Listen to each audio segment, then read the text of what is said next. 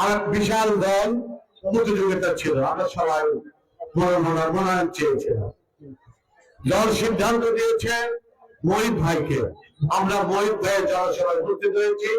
মহিত ভাইয়ের পক্ষে তারেক রহমানকে হাতকে শক্তিশালী করার জন্য আপনারা সবাই ধারে শেষে করতে হবে। আপনারা এইটুকু আমরা মনে রাখবেন, বড় দল প্রতিযোগিতা থাকবে, আমাদের মধ্যে কোন হিংসা বিদ্বেষ নেই। আমাদের উদ্দেশ্য একটাই, সেটি হচ্ছে শহীদ রাষ্ট্রপতি জিয়াউর রহমান, দেশনেত্রী বেগম খালেদা জিয়ার উত্তরসূরি জনাব তারেক রহমানের হাতকে শক্তিশালী করার লক্ষ্যে আগামী দিনে প্রধানমন্ত্রী বানানোর লক্ষ্যে সর্বোচ্চ ভোট দিয়ে দুপচাচিয়াবাসী বিগত দিনে যেভাবে জয়লাভ করেছে আগামী দিনেও করবেন, এটাই আমার বিশ্বাস। আমি আমার বক্তব্য দীর্ঘায়িত না করে 12ই ফেব্রুয়ারির ধানের শীষের পক্ষে আপনারা সবাই ভোট দেবেন, সবাইকে ধানের শীষে ভোট দেওয়ার জন্য আহ্বান জানাবেন। আগামী দিনের মধ্যে জেনে গেছে এই এলাকার মানুষ যদি সঠিকভাবে তাদের ভোটের অধিকার প্রয়োগ করতে পারে, তাহলে এখানে জামানত ফেরত পাবে, এটা তারা বুঝে গেছে। তাই তারা ষড়যন্ত্র শুরু করেছে যে কিভাবে অনেক টাকা খরচ করে মানুষের ভোট কিনতে চায়,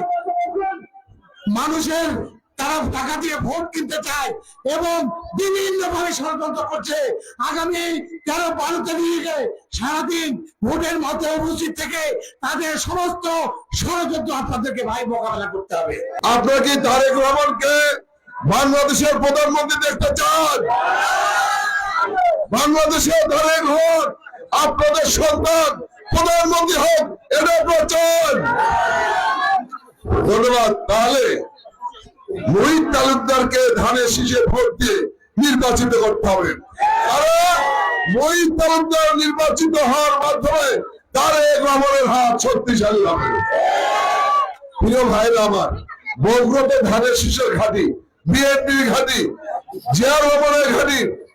আজকে দুই একটি কথা বলি, সেটি হলো এই বিএনপির ঘাঁটিতে আজকে কিছু লোকের আনাগোনা বেড়েছে, যারা দীর্ঘদিন বিএনপির ছায়ার তলে ছিল, বিএনপির পাশে ছিল, আজকে তারা বিএনপির পিঠে ছুরিকাঘাত করছে।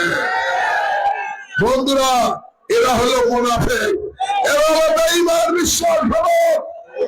আপনারা দেখেছেন ৭১ স্বাধীনতা যুদ্ধে এরা বাংলাদেশ চাইনি, এরা পাক হানাদার বাহিনীর সাথে মিলে এরা বাংলাদেশের লুৎফুরক্ষা ভবনের ইজ্জত তারা নষ্ট করেছে। ৩০ লক্ষ মানুষকে তারা শহীদ করেছে, এই দেশটাকে লুটপাট করেছে, অগ্নিসংযোগ করেছে। আজকে তারা বলছে যে বিএনপি কেও দেখেছেন, আওয়ামী লীগকেও দেখেছেন, এবার আমাদের দেখেন। আরে ভাই, আপনাদের তো আমরা ৭১ সালই দেখেছি, আপনাদের চেহারা তখন থেকে দেখা আছে আমাদের। আজকে এই মসজিদে নামাজ পড়তে যে দেখলাম, এই এলাকার চেয়ারম্যান যিনি নাকি প্রার্থী, দেখলাম ৩০-৪০টা দোকান করেছেন। ওটা কি ওনার নিজের সম্পত্তি, ওনার বাবার সম্পত্তি? তাহলে ভাই দখল বস্তা শুরু হয়ে গেছে।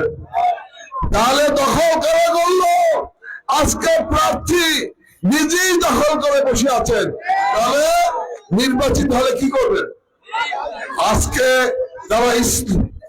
ইসলামের নামে তারা আজকে প্রতারণা করছেন, জনগণের সাথে ধোঁকাবাজি করছেন, তারা আজকে জান্নাতের টিকিট বিক্রি করছেন। আমার ভাইয়েরা বোনেরা, আমরা বলতে চাই, জান্নাতের মালিক কি জামাত ইসলাম? জান্নাতের মালিক মহান রব্বুল আলামিন। তারা জান্নাতের নামে আমাদের মুসলমানকে জাহান্নামে বানাতে চায়, কারণ ইসলামের 5টি স্তম্ভের মধ্যে প্রথম হলো ঈমান। ঈমান যিনি নষ্ট করবেন তার কোনো ক্ষমা নাই।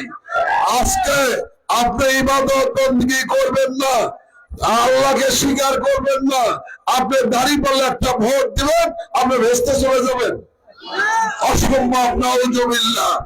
কাজে আজকে তারা ইসলামের প্রোগ্রামে প্রচারণা করছেন, আজকে হেফাজত ইসলামের আমিরকে দেখলাম উনি বক্তব্য রেখেছেন, এই জামাত ইসলামকে যদি আপনারা ভোট দেন সেই ভোট হবে হারাম, এদেরকে ভোট দেওয়া যাবে না। এই জামাত ইসলাম ইসলাম না, এরা ইসলামের দুশমন। প্রিয় বন্ধু আমার, আজকে সকল নেতৃবৃন্দ বলেছেন ঐক্যবদ্ধ ভাবে ধানের শীর্ষে জয়লাভ করতে হবে, কারণ এই মাটি শহীদ রাষ্ট্রপতি জিয়া রহমানের মাটি, এই মাটি আমাদের প্রিয় নেতা বিএনপি চেয়ারম্যান তারেক রহমানের মাটি, এই মাটি খালেদা জিয়ার শ্বশুর বাড়ির মাটি। আজকে সেই মাটিতে আপনাদের বিপুল ভরে মহিত তালুকদারকে জয়যুক্ত করতে হবে, কারণ ইনশাআল্লাহ তারেক রহমান বাংলাদেশের প্রধানমন্ত্রী হবে এবং মহিত তালুকদারের হাত দিয়ে এই দুঃসাহসিক আদমদিঘিতে ব্যাপক উন্নয়ন হবে ইনশাআল্লাহ।